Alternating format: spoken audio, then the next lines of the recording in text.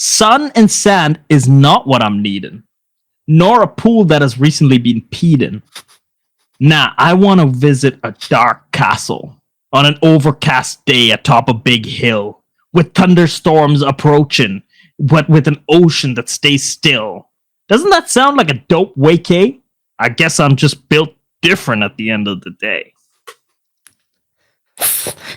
You got me twisting and turning with that one. I didn't know which direction you were going in. I got dark. You painted a picture. Let me tell you that, right? You painted a picture. Okay. The buzzword of the decade: the only reason to get paid, and the only way to get laid, is to spend your hard-earned cash money for a trip with you and your honey. Travel is the game. If you don't do it, you're lame. You need to put up those stories for 6 seconds of Insta fame. Traveling, not like the ball with Messi. Catch flights, not feelings, because that could get messy. Get the plane window shot, get the travel agent bought to find out that deal and eat at that shitty spot. Okay, I feel like I went on a journey with you there. And I like the World Cup, or got a little messy in there. You still got that World Cup fever on, and Oh, it's on. But let's get to it. Oi, happy pakdo. Well, so yeah, as you heard, we are in vacay mode. And I think that's only because we are getting sick and tired of living the adult life. So every once in a while, you got to take a vacation. And, well, Arnav, I have to ask you, what is a place that you've been to a bunch of places, right? I've been places. and so how does it work for you? Like, do you get an idea in your head if you want to go somewhere, and so do you have like a list of places that you really want to go to? I think there's like certain criteria I look at before I choose where I want to go to. I have like a list, but it also is really weather dependent. Like if it's cold right now in New Zealand, I kind of feel like going somewhere warm. I want to go somewhere maybe like France or, Italy, and chill in the sun on the beach, relax a little bit. But then, recently I've been watching a lot of YouTubers go to like these border countries. So like places like Kazakhstan, which is like, right next to China, Mongolia. And it's a really weird mix of cultures. And so it's interesting because the people there, like they might look Chinese, but speak a different language, or they might look Middle Eastern and speak Chinese or Mongolian. Yeah. That's kind of been on my list. I want to go hear some Mongolian throat singing. Oh, okay.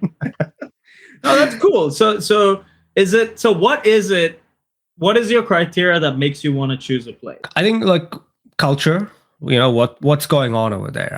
It's kind of like at some point going to like an island is just a bit boring, right? You can go lay on the beach at multiple different places.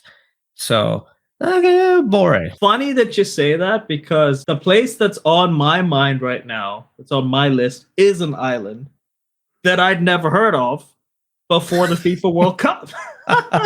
Why did I know? Take a guess.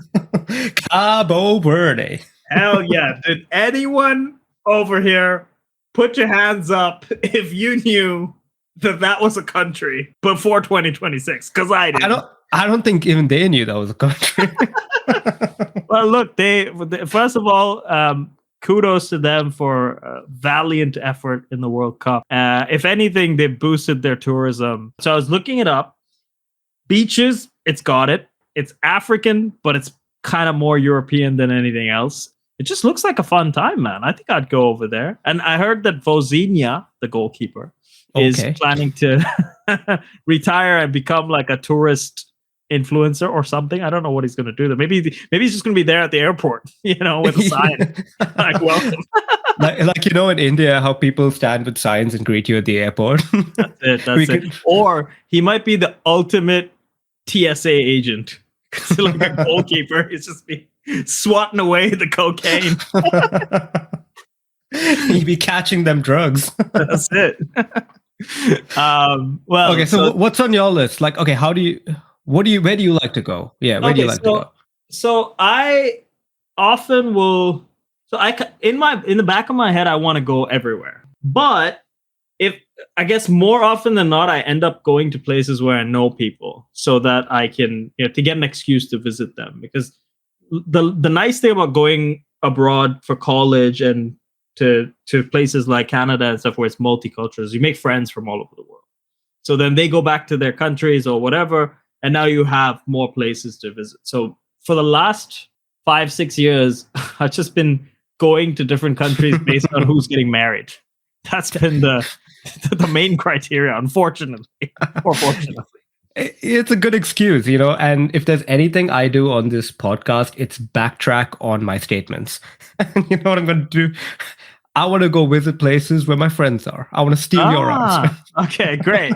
That's a typical Gary move there. So the place that you said that's on the top of your mind right now is something like Kazakhstan, but those are places which there's aspirational places that we want to go, and then there's places that will actually make happen. So what do you think is the most realistic next vacation spot you're gonna head? I'll tell you what, a big problem for me, or for us, or a huge 1.4 billion population is where will they let us enter, right? We've got the visa problem. So yeah, I hate applying for it. I hate the process. I hate the principle that I have to prove something to you to enter your country. It pisses me off. I'll tell you that. So I heard we recently fell down a couple spots on the ranking. Fucking great. Our visa ranking is as bad as our FIFA ranking. So for the last 2 years, I went to places I went to Thailand with some friends, and then I went to Malaysia for our mutual friend's wedding. Yeah, you got a big trip coming up, don't you, at the end of the year? Yeah, I'm gonna go to your country, bro. I'm gonna go to Japan. My home away from home. Yeah, that's gonna be fun, man. But the funny part is you're not gonna be there, or you might not be there. No, well, yeah. That was a funny story because I told Arnav that I was gonna. I told him, I might do some sort of wedding activities in November, and the dude went and bought it. So that's dedication. I gotta give you that, but I ain't having that wedding at that time. So good luck. So I'm just gonna go there with my flatmate, and we're gonna have a good time. But then I do have another friend's wedding in Shanghai right after. So nice, 2 for 1. Yeah. Are you traveling this year? Are you going? Yeah, I'm gonna go to a couple of countries in Europe in a few months. So that should be nice. Well, so now since we've got a couple of trips coming up, let me ask you this: what type of traveler are you? So when you go on a trip, right? What are the kinds of things that are non-negotiables for what makes the perfect trip? I think having a good place to stay is the number one priority. Oh, interesting. I think having a nice villa or a hotel. I would spend most of the money on a place because I think it's always good to have somewhere nice to come back to. And you and I have both experienced that back in our day, right? Back in our travel days. So That's I think true. That's the number one priority. Figuring out what you want to see, and then working a plan around it. So you prioritize a place, and then what are some of the other critical? I think it's just organizing how you're getting around. What's your transport plan? What days are you doing? Okay, that's a question. So how much do you plan? How much do you prepare? Do you make documents? Do you what do you do? Probably way too much. I've got spreadsheets on spreadsheets on spreadsheets. I got them spreadsheets with multiple tabs. All right, I got conditional formatting in that bitch. Well, you know how I am as a person in general. I'm quite a paranoid person, right? So I like to plan for all contingencies. So I'll have day 1 to day 7, but then I'll have an alt. If I'm not able to do X, then I should be able to do Y. But once I'm there, I'm actually quite chill. Once I'm actually in the place, I'm pretty easygoing. I'm happy to do whatever. So if you don't hit some of the stuff that's on your sheet, how do you feel? No, I think I'm fine. I think I'm all right with that. I don't think it matters too much if you don't end up doing what you plan to do. But go with a plan. I can't stand fucking people. Genuinely, I can't stand people who just I'm just going to go on a trip. I don't know what I'm going to do over there. Now, let me ask you this. Does it change when you travel by yourself and with people? And also, on that note, have you traveled by yourself? What does that look like? Have I traveled by myself? Well, I traveled to New Zealand by myself. Came here alone. No, but I mean, would go on a trip just by yourself, even if it's local or something. Like just go. Oh, that's the most fun because like you're not tethered to anyone and you're not worried about what anyone else is doing, right? Like, yeah, when I travel around New Zealand or whatever, I'm just like, yeah, cool. I'm just gonna go there and wing it to an extent. You go on overnight trips by yourself? No, not really. I've gone on day trips by myself, but I've actually never gone and stayed alone anywhere. Have you? Like in your whole I life? don't think so. Damn. I think I'm gonna go to. Well, I'm gonna be. I'm gonna tell everyone come follow me there. But I'm gonna be in Tokyo alone for 3 nights. That's gonna be quite interesting. So there you go. What about you? So I've done that a lot because I think one of the earliest things once I left home was when I went to college and stuff was I would go off for weekend trips where I was in Japan, to be fair, which it was safe. You know, you could do that and no one would mess with you. So I would go off for these weekend trips, just exploring different areas. It's so convenient over there. So getting into a train and just going to the train station and looking at the board, not understanding anything and just hopping on a train in some direction. Thank God for apps, because even back then I would reach the spot and then I'd start like furiously Googling where to stay or whatnot. But it was still fun. It's quite liberating, isn't it? Yeah. I used to really enjoy traveling by myself, but I think it's a different kind of experience when you're completely by yourself and with people. And I've started to learn, there's pros and cons to both. And I think I did the solo stuff when I had to. So that means even these days, if I have to go, like sometimes I have to go for a work trip or something, and I'm pretty much by myself, those times I can kind of revert to that type of travel style. But for the most part, wife or, I come and hang out with the family or... What do you prefer? I don't have like so out of the lot of like going with people or not these days, like I said, I'm a bit more flexible. But when I go, I do have a criteria. I have things that I like to do that makes it a good trip. So I have a ratio, right? A ratio? I have a ratio. What does that mean? Okay. I have a ratio. And the ratio is it's almost 2:1, but basically 2 days of adventure to 1 day of rest. That's my sort of policy. Okay, so you're like rice to water. Okay, sure. Way to make it Asian. But yeah, I like to have a good balance, and so another thing I like to do, which I started to do more recently, is I won't really look up stuff until I'm on the trip. I feel like part of the fun of it is I'll be on the airplane or I'll be in the airport, and then I'll be looking up stuff to do in the place. Because that to me is like, now I'm on the journey. Now I can kind of look into it. It's not what I used to do when I was young. When I was younger, I would plan way more. But does that not stress you out though? Sometimes, like, do you not? I look forward to it. I'm like, now I'm gonna find out what I'm gonna do on this day, but I'll do it the previous day. So I'm preparing still, but I'm preparing very close to it so that the excitement is still... What I like, honestly, is like watching a video of a dude eating somewhere and then 6 hours later I'm in that place. You know what I mean? It almost feels like I like teleported into that moment. So I've been enjoying that recently. So I like to do that. And then I'm a sucker for lists or best of whatever. So I'm always looking for like the best thing. The best. Well, so 2:1, a bit of adventure, getting food. Food's a crucial part, right? Food's almost the main reason to travel, going and trying fun stuff. And then the rest is crucial. So I do agree with you. Getting a nice place is good. I remember I went with a friend not too long ago. It's only a couple of years back. We were 2 guys and we were like, let's get back to our youth and go do the hostel thing again. Oh man, we went to one place and we were like, we're not at that age anymore. So we're unks now. We can't do that anymore. But I do like hotels that are purposeful. So if I'm going to a place where there's not much to do in the area, then I'm happy to get a nice hotel where there's stuff to do. But otherwise, if it's like a big city or something and there's lots of things going on, then I don't mind getting just a nice clean place so I can spend most of the time outside doing interesting stuff. Yeah. No, I think like walking around in a big city is just more fun, and just having a nice place is good because you're going back to a clean environment. What makes you're the hotel guy. So people don't know this, but Yeah, so you grew up in a hotel, right? Yes, sir.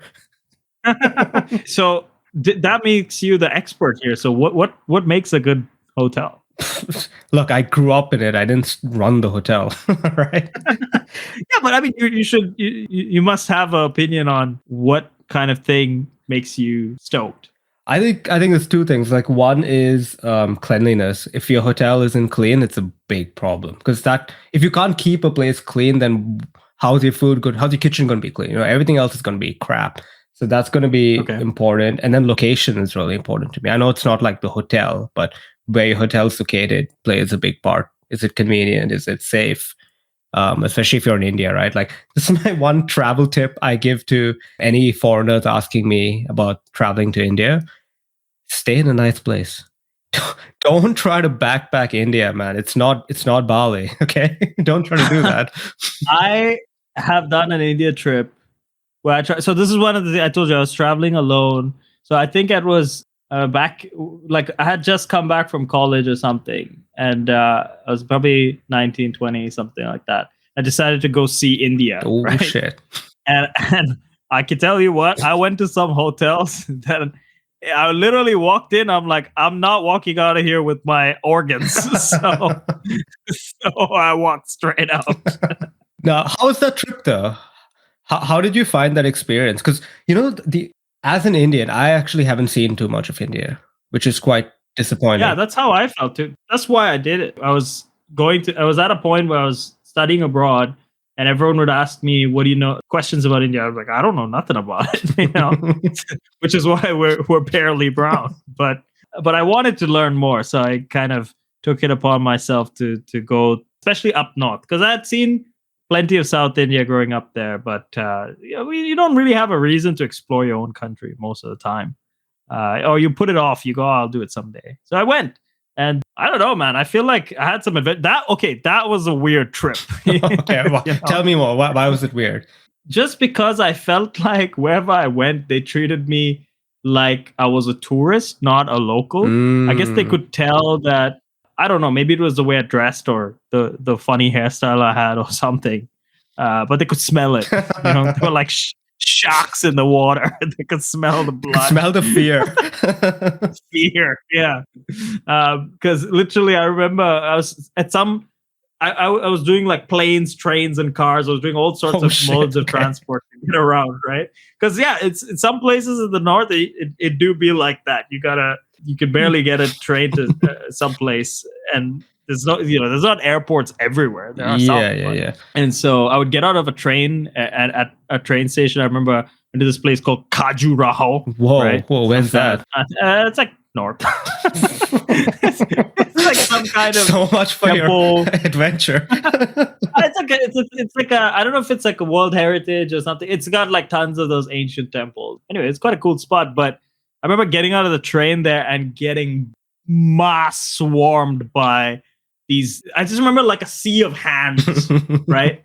And the hands were like trying to get something from me. I don't know what. That sounds fucking terrifying. Yeah, it's like a zombie movie, right? But then eventually, I guess they're all trying to get you into their auto or whatever. And then eventually I pick the guy. But yeah, it's you have no choice. Like you're just gonna get swept away by the storm. I feel bad for the foreigners, but to be fair, I felt bad for me at that time too. And then I remember they kept talking to me, and because I guess they didn't know. Maybe they tried in Hindi or something, and or their local language or whatever, and I wouldn't have responded because I don't know what the hell they're talking about. I don't even know regional Hindi, so God knows the things they were saying. And so they said stuff, and then I probably didn't respond. So then they started trying other languages. they hit me with the Ola. They hit me with. They tried. You gotta give it up for Indians, man. They'll try everything. Yeah. So they tried a bunch of stuff. So at one point, I kid you not, I think this was in Delhi, probably. I think, or Agra or something. And I was getting like a bunch of these people around me, and they were, hitting me with these other languages. And I started singing the national anthem. What? What? You just like... I just busted out the national anthem. They would have been like, this guy has some sort of brain problem. What's happening? But that was why it was a genius move, because it was like 2 in 1. One, it proved I'm Indian, and 2, they didn't want to mess with me because they're like, why is this guy busting into song when I'm trying to sell him a keychain? They probably thought you had like a bomb you or something. Oh, what? Probably like had some bomb on you or something like. Bomb? You're getting Why? all nationalist. You're singing. I'm nationalist in Delhi. That's the right place to be nationalist. I wasn't singing the Pakistani national anthem.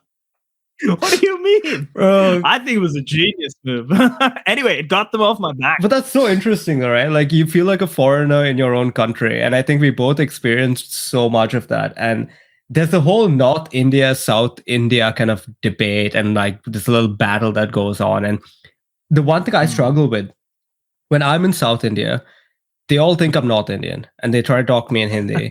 And then when I go to North India, they all think I'm South Indian. It's like, what the fuck do you want me to do? Hey, look, they can tell though, because you are a mix of both. So well, not really. I guess they can tell.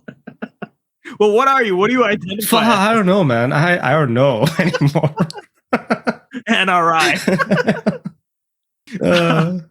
Well, okay, so we were talking about vacations, we were talking about all of that, but let's go back to our earliest type of things that we've done together, because we used to have a concept called excursions. Ooh. We would go on trips from our school. They would organize it. It was always local. It's funny, I remember seeing students from other countries, like in Japan and some in Canada too. They go on trips to like other countries. You know, not every school, but some of them, right? We didn't have that. You're lucky if you're going 2 hours away by a train.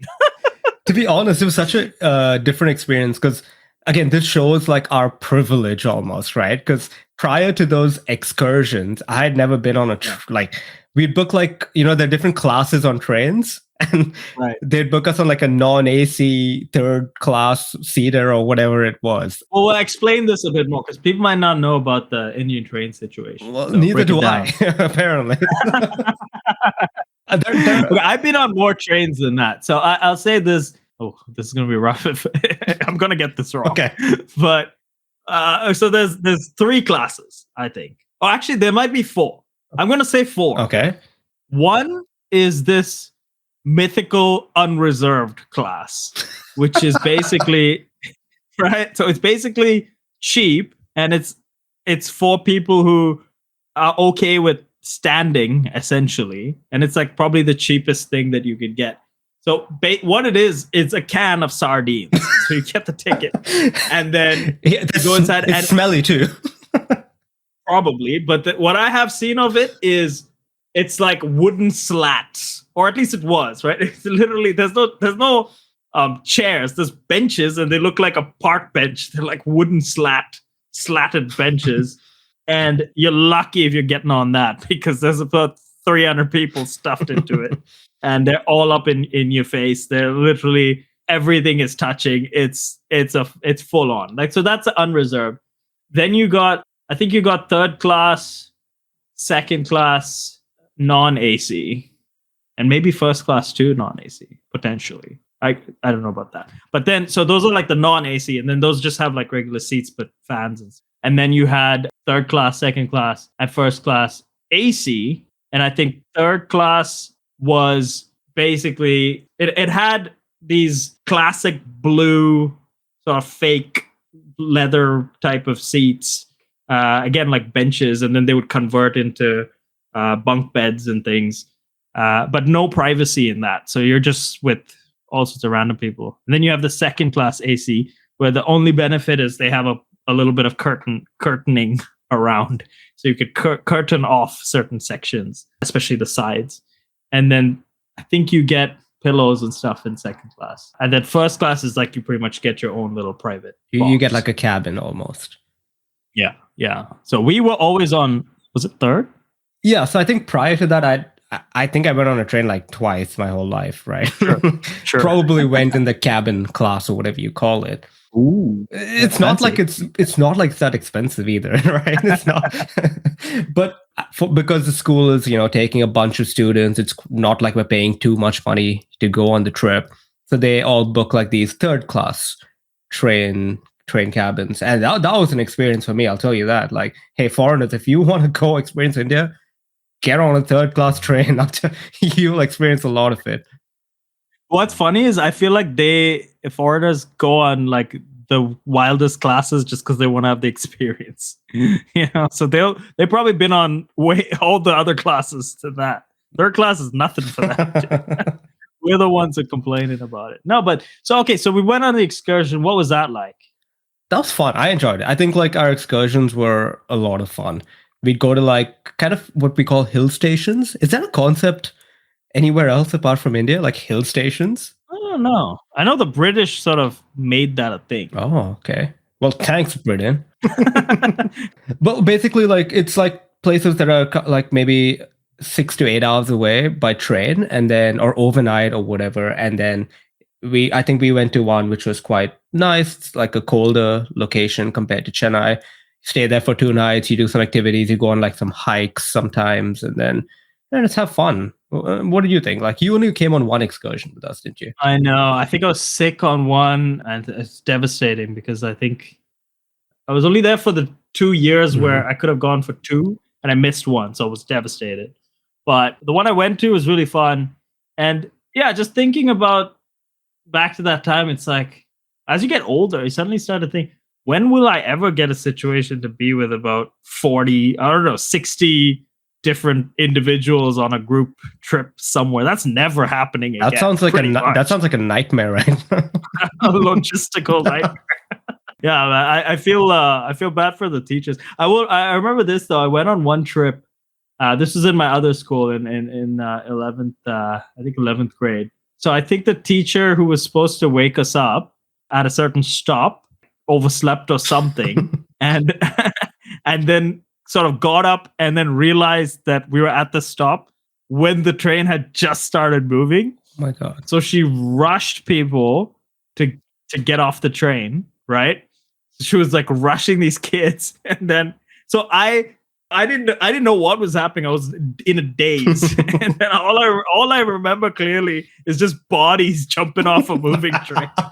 And eventually I jumped as well. Jesus I think I was one of Christ. the last, right? Because if I didn't get off, I'm gonna land up God knows where. Oh, that's scary. That's scary. You don't know these train stations, right? Like they're like few and far between, and they're hella scary. Like it's not like foreign train stations where they have info booths. No, things. you're in the wild. You're in the wild if you get stuck in one of these. If you're lucky, you've got a post with a name on it. In a language you can't read. So many stations, that's all you have, just a signboard. And some dude trying to sell you like chips or something on the side. Oh yeah. And so I remember jumping off. I remember thinking like, oh, what is that in my? It's like I'm on the beach or something, because I remember tasting like sand in my mouth. I was like, what's going on? And so at the time, I had this little hourglass. Okay. What? And I just had like a little hourglass. I don't know. It was a quirky thing that I just carried You're around. always trying to be different. You're always trying to be that different guy. Like, I don't need a watch. I'm gonna tell you the time, and then I'd flip the hourglass, and about 3 minutes later, I'd be like a minute's past.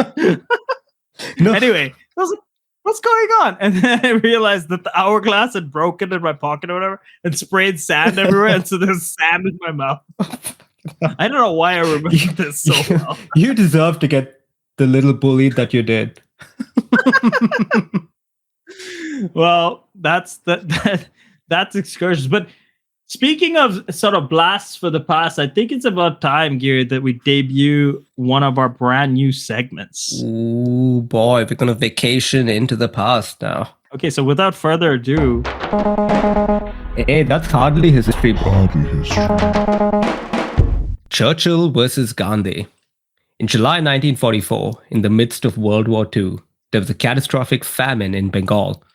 The British Viceroy in India sent an urgent high-priority telegram to London, begging Prime Minister Winston Churchill for emergency food supplies.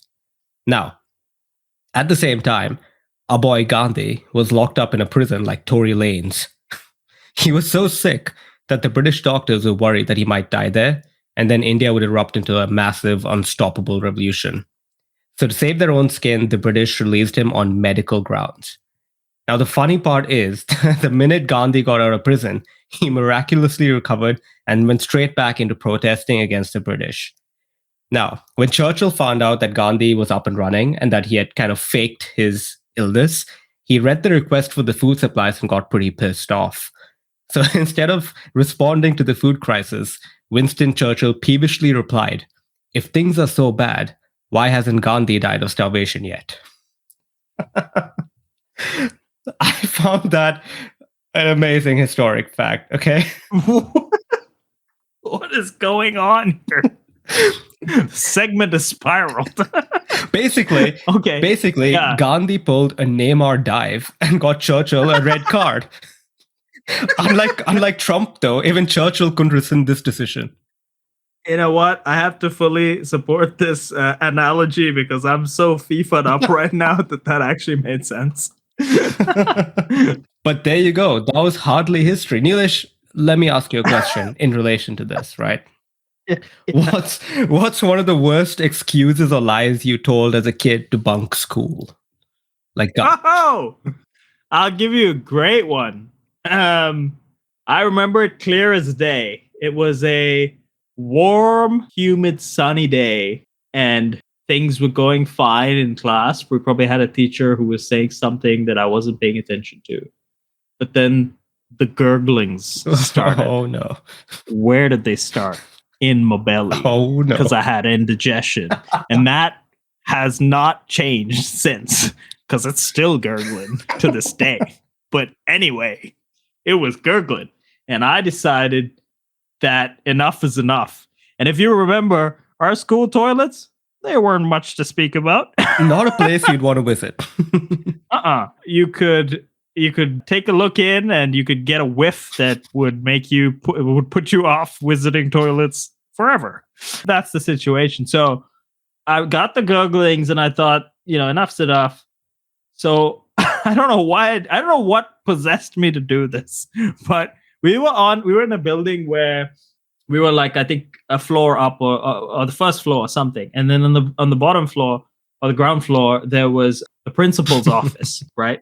And you have to remember the hierarchy between what age we were and the principal was a huge gap. I mean, the principal was like this unspeakable figure, almost like Voldemort, like he didn't know, when who's gonna be in there. We were afraid of them. Oh, 100%. It was this, super stern looking, probably quite nice lady, but still, like, you don't want to get on our dark side, right? Anyway, so I remember clearly running down the stairs. The gurgling was gurgling. I bust into the secretary's room, or the I guess it's her receptionist, who's on like the side of her office, and I said, I gotta talk to the principal. She's like, what? Like, who are you? I'm like, you don't know what's going on right now. Okay. I was like, I need to see the principal. Okay. And again, I don't know why, but she breached protocol and she said, okay. She probably heard the gurgling. Maybe, right? And then so I busted into the principal's office. I feel like it was like those Western saloon doors, and I kicked it in. And everyone stopped there was only her in there. I remember her like looking up, looking at me from above her glasses, like, yes. Listen, if I don't get out of here in the next 5 minutes, all hell is going to break loose. And she goes, what, can't you go here? I'm like, I think I literally said, I was like, I can't go here. I physically have an aversion. And so that's all she needed to hear. I think she was also trying to save school property. So she said, like, how far away is your house? Like, how are you going to get home? So luckily, that was a scenario where I lived only about 15 minutes away from the school. I said, it's 15 minutes away. I can make it if I run. And that's the fastest Neelish has ever ran. I swear to God. And I also don't know why she said yes, though, but she actually did. And so I remember, because at the time there was a whole protocol. You had to get like a slip and everything. Like you had to get like this paperwork before you could go out. They didn't just want kids running out randomly. But I think there was some sincerity in me and probably some smells. And I think Usain Bolt wouldn't have had he wouldn't have been anywhere close to my record. Raced back, and yeah, it's a good end to the story. I made it. Yeah, for all the audience who was listening and worried, with bated breath, I made it. Everything's okay now. Yeah, that was my that's probably the best and most realistic time I've had to bunk school. And I definitely didn't go back to school that day. No, that was traumatic enough. So you kind of did what Gandhi did, in a nutshell. Sure. How about yourself? I never bunked school. I was a good kid. Wow. That's how you go do me, huh? And on that note, we'll catch you next time. Peace. I can tell them where to follow us. They know by now. You guys know. Do a goddamn job.